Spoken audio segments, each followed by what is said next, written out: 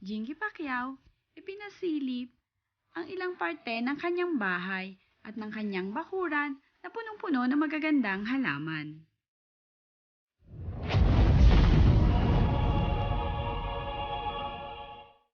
Masayang-masaya nga ang pamilya ni Jinky nang makabalik silang muli sa General Santos. Matagal na kasing di sila nakauwi dito kaya naman sarap balikan ng sarili mong bayan kung saan ka lumaki at nagkaroon ng mga maraming kaibigan. Marami na nga silang nagawang activity kagaya ng pagja-jogging nila ni Manny sa kanila mismong gym. At badminton na ayon kay Jinky ay na-miss daw niya ito.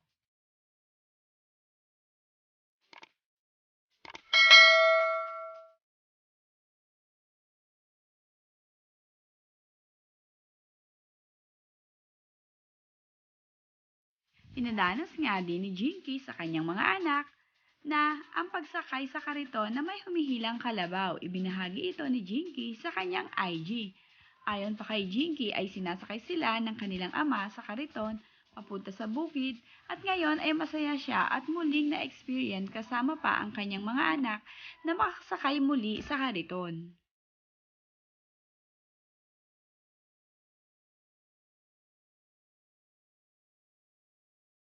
Dinalaw din sila nina Mami D at ng nanay ni Jinky pati na din ang ilang kaanak at kaibigan dito sa Jensan. Masaya namang ipinasilip ni Jinky ang ilang parte ng kanyang loob ng bahay at kanyang bakuran na punong-puno naman ng naggagandahang mga halaman.